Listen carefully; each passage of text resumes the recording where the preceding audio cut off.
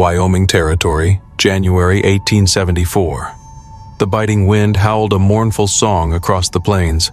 The sun, a distant promise, hadn't yet broken the horizon when Ryder Colton's keen eyes spotted the wagon. Its wheels were buried deep in the snow, tilting precariously as if succumbing to the elements' relentless assault. He reined in his horse, its breath misting in the frigid air, and fixed his gaze upon the frost-laden canvas. A vast white silence blanketed the prairie, unbroken by any visible tracks for what seemed like an eternity. No welcoming plume of smoke, no sign of life stirred, only that solitary listing wagon, half consumed by the snowdrift, stood defiantly against the desolate landscape. Ryder dismounted quickly, his boots crunching sharply in the frozen snow. An icy dread clawed at his gut. Something was terribly amiss. He hesitated only a moment, then pulled back the frozen canvas flap, steeling himself for the worst. But what he found defied even his grimmest expectations. A woman lay curled on her side, her lips an alarming shade of blue, her eyes shut but fluttering weakly. Her skin was translucently pale, her hair plastered to her gaunt cheeks with ice. She was wrapped in a tattered, insufficient coat, her arms protectively encircling two children, no older than 6 or 7, both disturbingly still and silent, their small faces buried against her sides. "Damn," Ryder breathed, yanking off his thick gloves.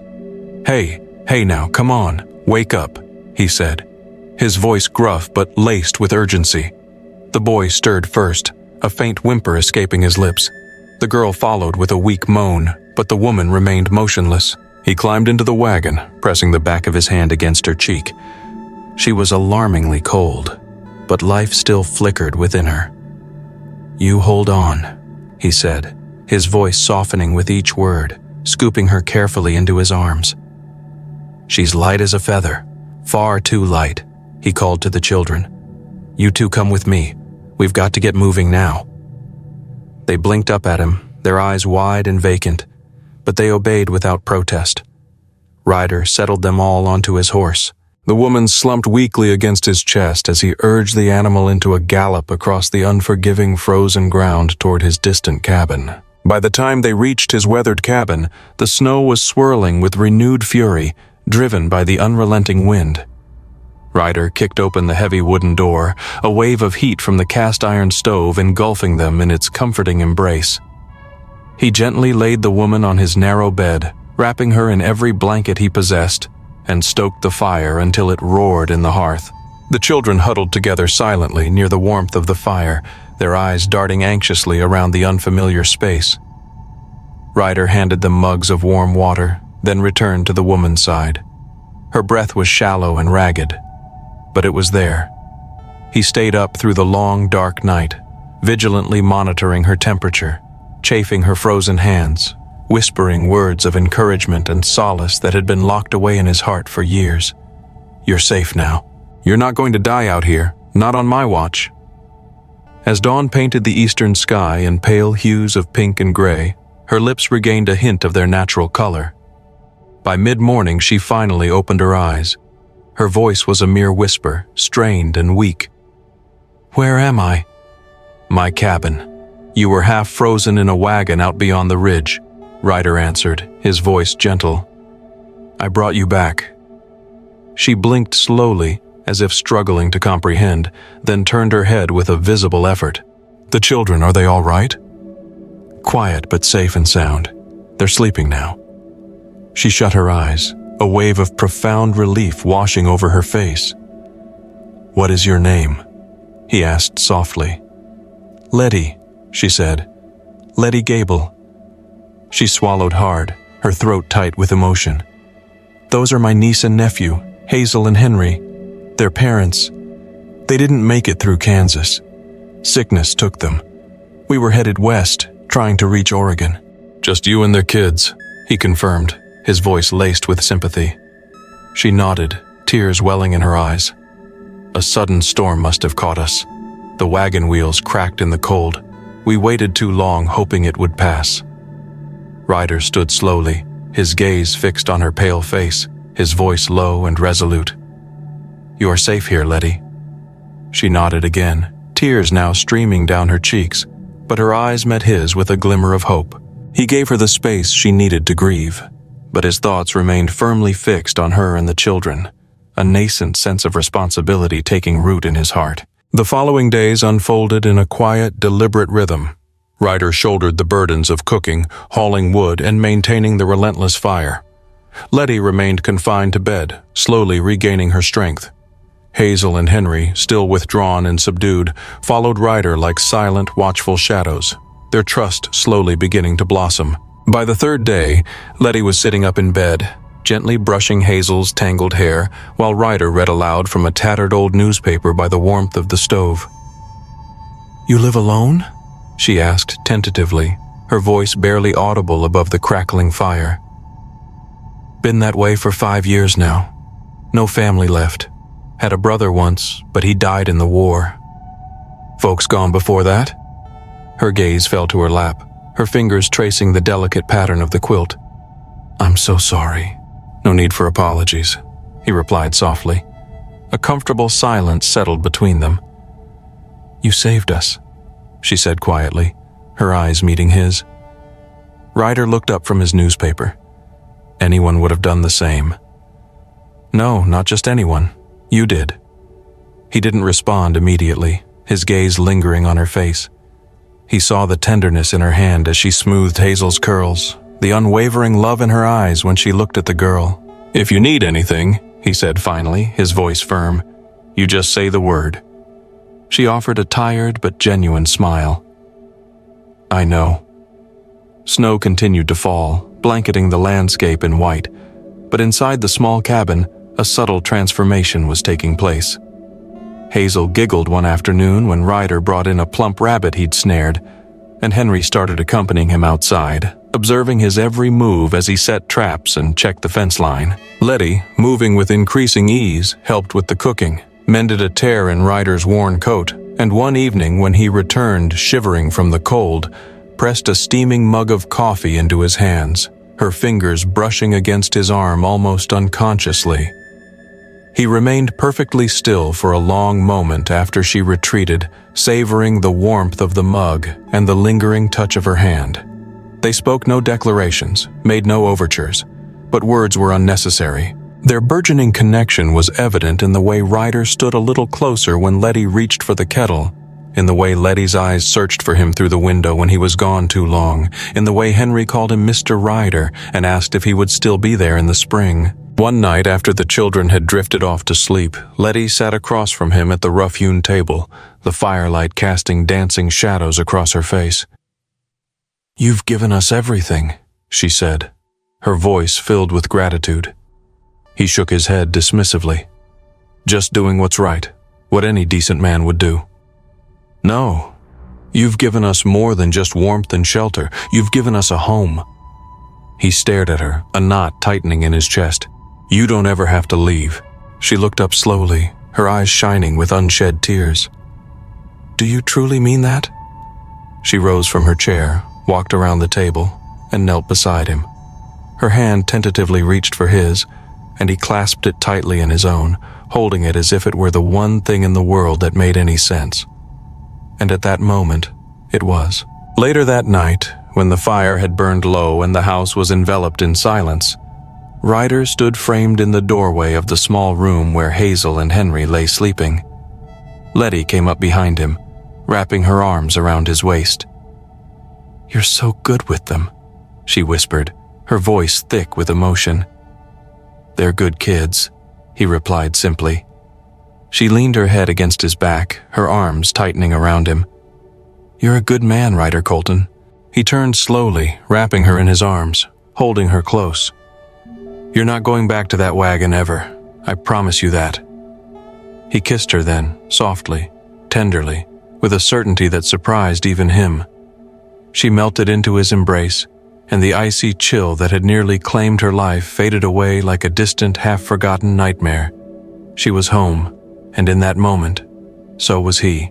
By early February, the relentless wind had softened, its icy bite diminished by the approaching spring.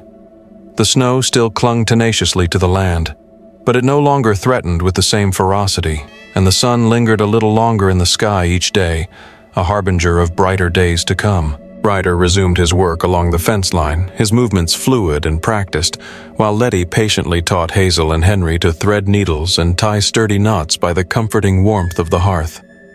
During the children's afternoon naps, she often stood at the window with her arms folded, watching him move across the land as if he were an intrinsic part of it, his very essence intertwined with the soil and the sky. One afternoon, he returned to the cabin carrying a splintered rail across one shoulder, his brow furrowed with concentration, sweat darkening the back of his worn shirt. "You've been standing there all this time?" he asked, setting the rail down carefully near the door. "I was watching to see if you'd drop it," she teased gently, a hint of playfulness in her voice. She crossed the room and delicately brushed her fingers over a small cut on his forearm. "But you didn't." He glanced at her hand, then met her gaze. "You always this quiet before you ask something?" She didn't withdraw her hand. "How long have you been living out here? Since you built this place?" "After the war ended. Came up from Missouri with a stubborn mule and $3. Took me 2 long winters to get the roof right." She looked slowly around the simple room, taking in its sturdy construction and the undeniable sense of home it exuded, then looked back at him, her eyes filled with warmth. "This place feels like it knows you, Ryder." Ryder stepped back slightly, pulling off his work gloves. "Some days I think it's the only thing that does." Letty sat down on a wooden stool beside the stove and nodded slowly, acknowledging his words. "I used to dream of a place like this when I was just 16 years old. I'd picture a wide porch, a loyal dog sleeping in the sun, and quiet, peaceful mornings. But life kept handing me different things." He leaned his back against the wall, crossing his arms over his chest. "What did it hand you?" he asked, his voice gentle. "A marriage I didn't choose, a farm that never yielded enough. And when my sister succumbed to fever, I was the only one left to shoulder the responsibility of her children." Ryder remained silent for a long moment, contemplating her words and the burdens she had carried with such unwavering grace. Then he said softly, "You don't sound bitter, Letty." She looked up at him, her eyes filled with a quiet strength. "I'm not, but I'm weary of running from one hardship to the next." "You don't have to anymore, Letty." Her eyes held his, steady and sure. "I'm beginning to believe that." That night, she sat on the porch, wrapped in a patchwork quilt, her breath misting in soft clouds in the crisp night air. Ryder joined her without a word, handing her a steaming mug of warm cider. He sat beside her on the weathered wooden bench, their knees almost touching, the warmth of their shared presence a tangible comfort. "I used to think I wasn't cut out for company," he confessed, his voice low. "What changed that?" He hesitated for a moment, searching for the right words. "You came here and didn't demand anything. You just quietly made room for yourself and the little ones, never even asking if you were welcome." She turned to him, her eyes filled with a complex mix of emotions. "I didn't think I was welcome. I simply didn't have any other choice." "Well, you've got one now, Letty." She wrapped both hands around the warm mug, savoring the comforting heat. "And if I choose to stay, I'd build you a sturdy porch swing come springtime, teach young Henry how to work the plow when the ground thaws, and let Hazel name every single one of the chickens." Letty smiled, but it wasn't a fleeting expression of amusement. "I don't need grand promises, Ryder." "I'm not offering promises, Letty. I'm offering this," he said, gesturing to the vast expanse of land stretching beyond the trees, bathed in the ethereal glow of the moonlight. "And me, if you want it." She looked out toward the distant hills, the snow-covered peaks shimmering under the silvery light of the moon. Then she leaned her head against his shoulder and closed her eyes, finding solace in his presence. "I want it," she whispered, her voice barely audible above the gentle sigh of the wind. Inside the cabin, Hazel stirred in her sleep, and Henry muttered something about chasing rabbits. The fire crackled softly in the hearth, casting flickering shadows on the walls. Ryder didn't move. He simply allowed her to rest against him, the cold night air seeming less harsh, less forbidding in their shared warmth. He'd never considered himself the kind of man to be chosen, the man someone would want to build a life with. But here, beneath a breathtaking sky filled with countless stars, he had been, and he vowed to spend the rest of his days proving that she had made the right choice, that her faith in him was not misplaced. As late February approached, the snow began to recede from the earth in slow, reluctant rivulets. The path behind the cabin transformed into a muddy track, and the creek a mile west gurgled and rushed louder each day, swollen by the melting snow. Ryder had started stringing wire along the fence posts he'd planted the previous fall, reinforcing their strength, while Letty busied herself with patching the worn seams of the children's boots using strips of supple deer hide from Ryder's dwindling stores. "Your stitching is far straighter than mine, Letty," Ryder remarked one evening, holding up Henry's finished boot and turning it appreciatively in the lamplight. Letty didn't look up from Hazel's boot. "My father taught me, said a man's coat could fall apart, but his daughter's stitching should always hold strong." Sounds like he was a firm sort of man. He was a quiet man, but steady and resolute. The kind of man who would patiently pick stones from a field without uttering a single complaint. "You take after him in many ways, Letty." Letty shook her head slightly. "I tried to emulate him, but he never seemed to doubt anything. I've spent years questioning whether I made the right turns in my life." Ryder set the boot down and leaned forward, resting his elbows on the table. "There's a unique strength in second-guessing yourself, Letty. It means you're still paying attention, that you're still learning and growing." She folded the boots, tongue back, and tied a secure knot in the thread. "Have you ever doubted the life you've chosen, Ryder?" "I often doubt the man I was before I came to this land, but never the man I've had to become since." She didn't answer immediately. She simply passed him the finished pair of boots and began carefully gathering her thread.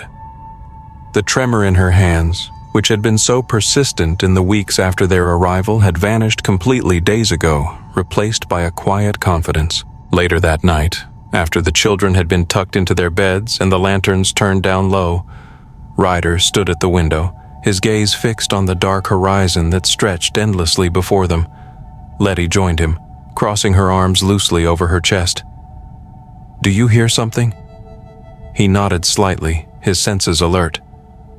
"Wolves. They're too far off to be a worry." She rested her shoulder against the log wall beside him, finding comfort in his nearness. "You always sleep light, Ryder. It comes from years of being the only one to answer a knock on the door, from always being responsible for my own safety." "What about now, Ryder?" He met her gaze, his eyes filled with warmth and affection. "Now I listen for you, Letty." She didn't speak. She simply let her hand find his, intertwining her fingers with his, holding it quietly until the embers in the stove had burned to glowing coals. 2 mornings later, Ryder rode into town for supplies. It was the first time he'd left the cabin since bringing them in from the unforgiving wilderness. Letty stood at the gate with Hazel and Henry, watching until he disappeared over the crest of the distant rise. She spent the day keeping the children occupied, attempting to distract them from their worry.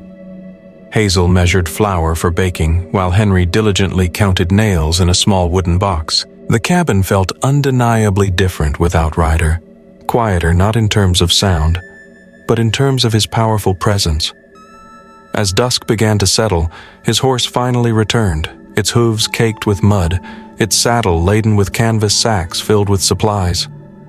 Letty met him at the edge of the yard, wiping her hands on her worn apron, her heart lifting at the sight of him.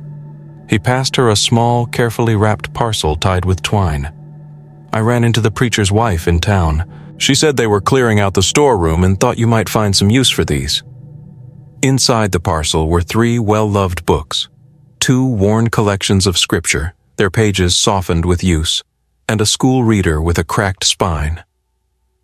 "I haven't seen one of these since I was a girl," she said, her voice filled with emotion, her fingers gently touching the delicate pages. "I figured you might enjoy having something to teach the children with next month." She looked up at him, her expression soft and unreadable. "You're always thinking ahead, Ryder." "I just like to be prepared, Letty."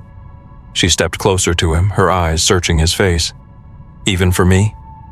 "I reckon, especially for you, Letty." That evening, as they sat near the fire and Hazel tentatively sounded out words from the school reader, Ryder brought out a bundle of nails and pointed to a spot on the log wall. "I'm thinking of building shelves here," he said, For more books, maybe. Letty gently brushed her hand over Hazel's hair, encouraging her with a smile.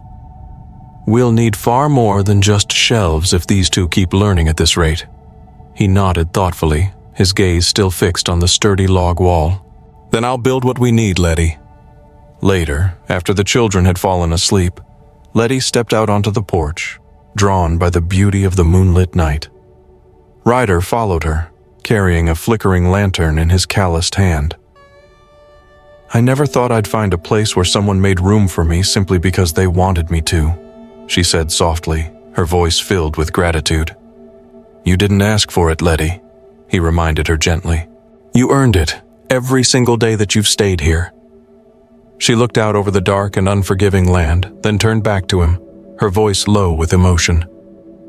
I'm not planning on leaving, Ryder. He set the lantern down on the porch railing, allowing its soft light to illuminate their faces.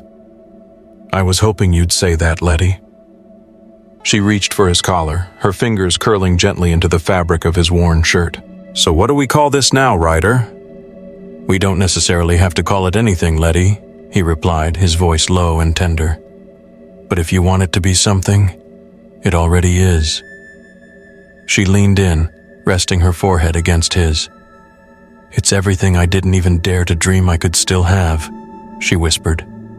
He kissed her then, slowly, deliberately, a kiss filled with a certainty that defied all doubt. She melted into his arms, and the scent of pine smoke and the fresh river wind that always clung to him filled her senses. Inside the cabin, the fire cast dancing shadows on the walls he had built with his own two hands. Outside, the moon rose high and clear above the snow-covered hills, and winter finally began to loosen its relentless grip on the land.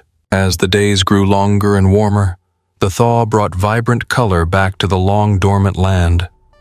Pale green shoots pushed through the damp earth along the base of the cabin walls, and low clouds rolled across the expansive sky, heavy with the promise of life-giving spring rain. Ryder stood beneath the eaves of the cabin, carefully oiling his saddle, while Letty scraped ash from the stove, her skirts hitched up to her knees to protect them from the soot. Hazel and Henry sat cross-legged on the worn wooden floor, engaged in building an elaborate fort from kindling scraps and pieces of twine. Do you reckon we'll have a proper planting this year, Ryder? Letty asked, brushing the soot from her fingers. Ryder didn't look up from his work. The ground should be ready in another week or so.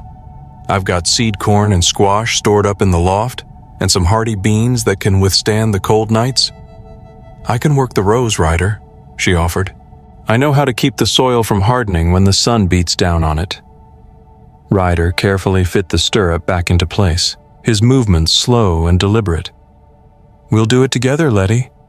Hazel tugged gently at Letty's apron, her eyes bright with anticipation. Can I help too? Of course you can, Hazel. You'll be in charge of watering the new plants, Letty said, and of making sure that Henry doesn't bury all the beans in his pockets. Henry frowned indignantly. I wasn't planning on doing that. Ryder raised an eyebrow playfully. Are you planning to grow a bean crop in your coat pockets, Henry? The boy's ears turned a deep shade of red. No, sir. Ryder winked at him conspiratorially. Then we're all set, Henry. That night, after the children had been tucked snugly under their quilts, Letty pulled her favorite rocking chair close to the fire and reached for her mending basket. Ryder sat at the table, carefully sharpening a blade that had dulled from its long winter use. Your land is so quiet, Ryder, she said, breaking the comfortable silence. But it isn't empty. There's a presence here, something that resonates. He glanced up from his work, his gaze meeting hers across the room. What do you mean, Letty?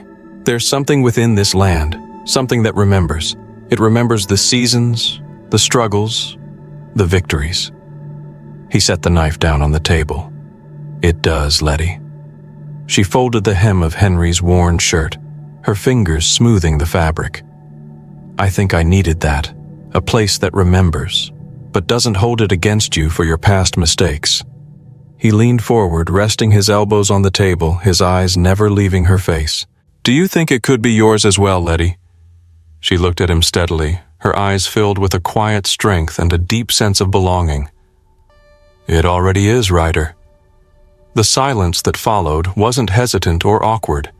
It was full and warm, like the comforting sensation of one hand resting gently over another.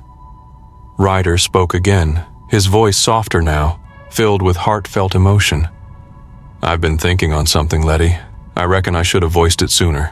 Letty set aside their mending basket, her attention completely focused on him. "What is it, Ryder?" He rose from his chair, crossed the room to the hearth, and knelt beside her rocking chair, taking her hand gently in his. "I know the burdens you've carried, Letty. I've seen them etched into your shoulders and felt them in the way you hold your breath when things grow still. I ain't asking you to forget your past, but I want to be the one standing beside you when you can finally breathe easy, the one who helps you carry those burdens." She didn't answer him right away, but her hand tightened around his, her fingers lacing through his own, slow and deliberate. "I didn't think I would ever want to belong to anyone again, Ryder," she said softly, her voice thick with emotion. "But I do want to belong here with you, in this place." They stayed like that for a long time, the flickering firelight painting their joined hands in hues of warm gold, the wind sighing gently against the shutters outside. By the following week, the earth had dried enough to work. Ryder hitched the mule to the plow, while Letty carefully marked the rows with a long stick tied to Hazel's measuring string, ensuring their straightness. Henry carried a bucket of precious seeds with both hands, his brow furrowed in concentration like a seasoned farmer twice his age. Letty worked beside Ryder, her sleeves rolled up, her worn hat pulled low to shield her eyes from the sun. They moved together in perfect rhythm and harmony. He broke the hard ground with the plow. She carefully dropped the seeds into the waiting furrows, and Hazel followed close behind with a bucket of water, carefully ladling it over the newly planted seeds. When the last row had been planted, Ryder leaned on the handle of the hoe, his gaze sweeping proudly over the cultivated field. "They'll come up strong," he said with a satisfied smile. Letty wiped her brow, her eyes filled with pride. "They've got good soil, a lot of sunshine, and plenty of care." He turned to her, his eyes filled with love and admiration. "So do we, Letty." That evening, he carefully took a small ring from a wooden box he kept hidden beneath a drawer in the table. It was a plain gold band, its surface dulled with age, a tangible reminder of the past. "This was my mother's ring, Letty," he said, his voice low with emotion. "She wore it for 30 years, through both dry seasons and far worse trials. She always said a ring wasn't for show. It was a symbol of holding steady, a reminder of commitment and strength." Letty stared down at the simple ring, her heart pounding in her chest. Her voice was quiet and filled with wonder. "I've never had one, Ryder." He gently took her hand in his. "You've had the fire, the storms, the hunger, and the countless hardships life has thrown your way. You've had everything but someone to stand beside you through it all. And now I do, Letty." He slid the ring onto her finger, where it fit perfectly, a symbol of their shared strength and unwavering commitment. "Now you do, Ryder." She looked up into his face, and in that moment, he finally saw the peace that came after surviving unimaginable hardships, the unwavering strength that came from finally choosing to stay and build a life. She leaned in, pressed her forehead gently against his, and whispered one word that spoke volumes. "Home." And it was. The creek overflowed its banks during the spring thaw, the surging water pushing through the lower pasture until the roots of the ancient cottonwood trees stood immersed in glassy pools. Ryder made it a ritual to walk the fence line each morning before sunrise, his boots sinking into the soft loam, ensuring that the posts still held firm against the relentless forces of nature. Letty watched him from the gentle slope above the cabin, Hazel balanced securely on her hip, Henry clinging tightly to her skirt, both children excitedly pointing out the familiar birds returning to the trees. "Those black ones with the white markings under their wings, Aunt Letty," Hazel exclaimed. "They weren't here before." Letty adjusted her hold on the girl, her eyes filled with love. "They always come back when the ground is ready again, when springtime is in the air." Henry picked up a smooth gray stone and turned it over thoughtfully in his small palm. "Just like we did, Aunt Letty."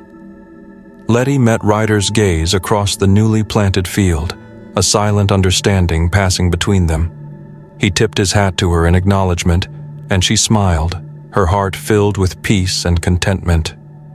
That afternoon, they piled into the old wagon and drove into town, a rare excursion into the bustling world beyond their secluded valley. Hazel sat nestled between them on the wagon seat, her eyes wide with wonder, while Henry sat in the back with a basket carefully filled with fresh eggs, doing his best to protect them from being jostled. The road was thick with mud from the recent thaw, and the wagon wheels cut deep ruts into the earth, but the sun shone brightly in the expansive sky, and a refreshing wind blew across the open plains. At the general store, Letty bartered some of their precious eggs for sugar, coffee, and a bolt of colorful calico fabric, her eyes carefully measuring the fabric as if she were already envisioning the countless garments and quilts she could fashion from it.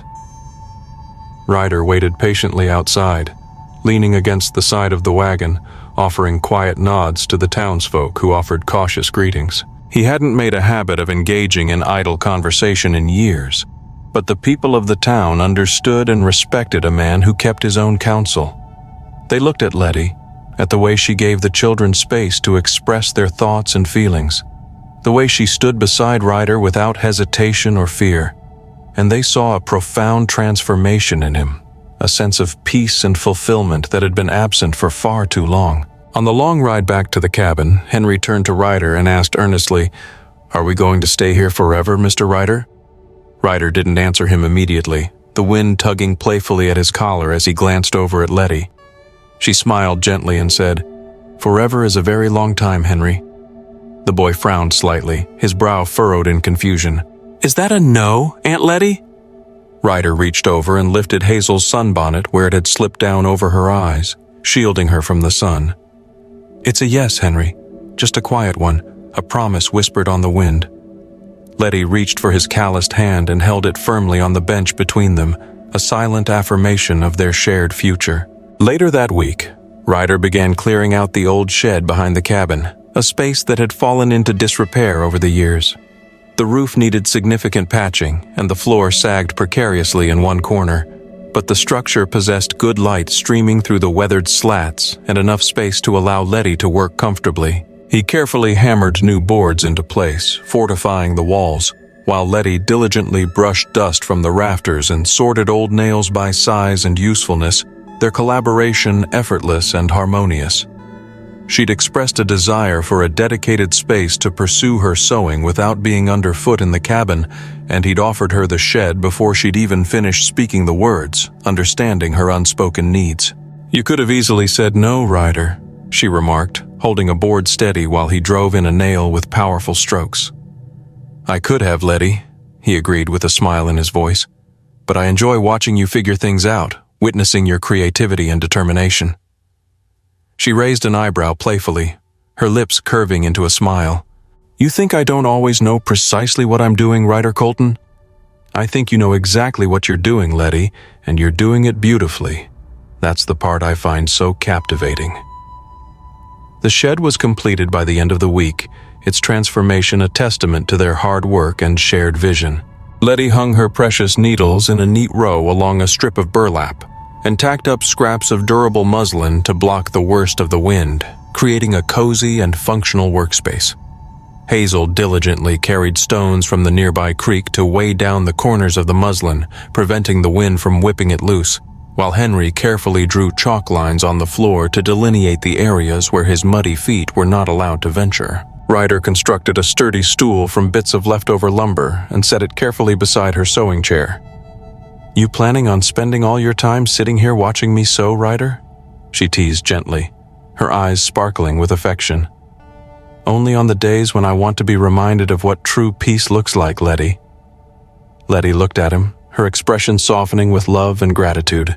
"You have a remarkable way of saying things that stay with a person long after the words have been spoken, Ryder.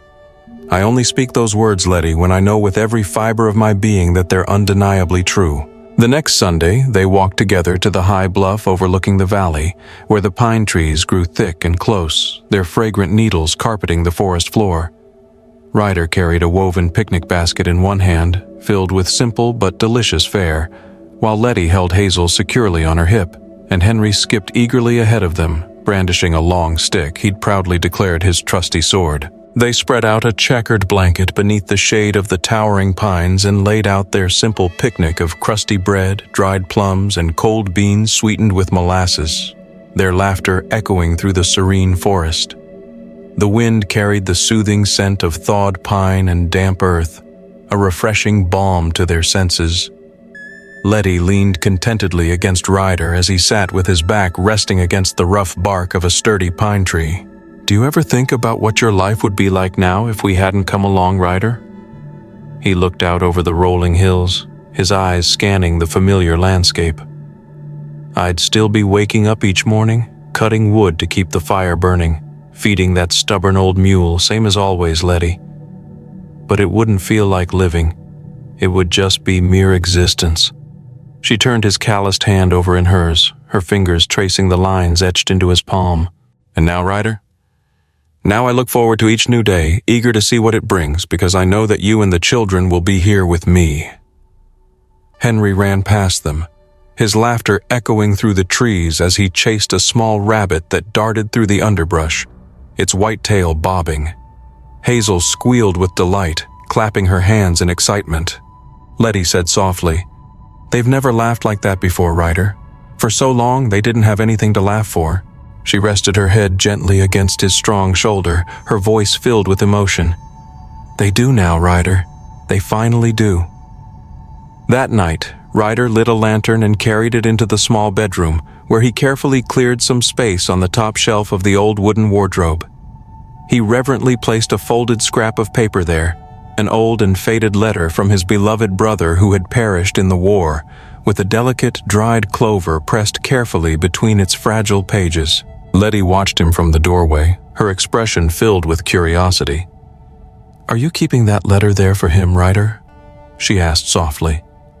"I'm keeping it there, Letty, to remind me of where I came from, to never forget the sacrifices that were made, and to always appreciate everything that I have now." She stepped into the room, slowly unbuttoning the sleeves of her worn cotton dress, preparing for bed. "What do you think we'll be like in 10 years from now, Ryder?" Ryder turned to her, his eyes filled with love. "I think you'll still be waking up before me each morning, filling the cabin with the aroma of freshly brewed coffee. I'll still hear you humming softly to yourself while you tend to the fire. Hazel will undoubtedly have her own flourishing garden bed filled with flowers, and Henry will likely be taller than me, a strapping young man ready to take on the world." He reached for her waist, gently pulling her close to him, his voice low and tender. "And we'll still be right here, Letty, you and me, weathering whatever storms life may send our way, together, as a family." She kissed him then, her lips meeting his in a slow and heartfelt kiss, the kind of kiss that transcended words, the kind that spoke of a lifetime of shared love and commitment. The lantern flickered low, casting dancing shadows on the walls of the small room, and the gentle sound of the wind moving through the cottonwood leaves outside filled the night with a peaceful symphony. So, as we close this chapter of Letty and Ryder's story, what resonates most is the simple yet profound power of human connection. It's a testament to how even in the harshest landscapes, both physical and emotional, love, acceptance, and a shared sense of belonging can bloom. It reminds us that home isn't just a place, but a feeling, a promise whispered on the wind, and a commitment to weathering life's storms together. I'd love to hear your thoughts. What touched you most about Letty and Ryder's journey? Did a particular moment resonate with you? Feel free to leave a comment below, ask a question, or share your own reflections on finding home and family in unexpected places. And if you enjoyed this story and want to explore other tales of resilience, love, and the human spirit, be sure to subscribe so you don't miss out on future uploads. Thanks for watching.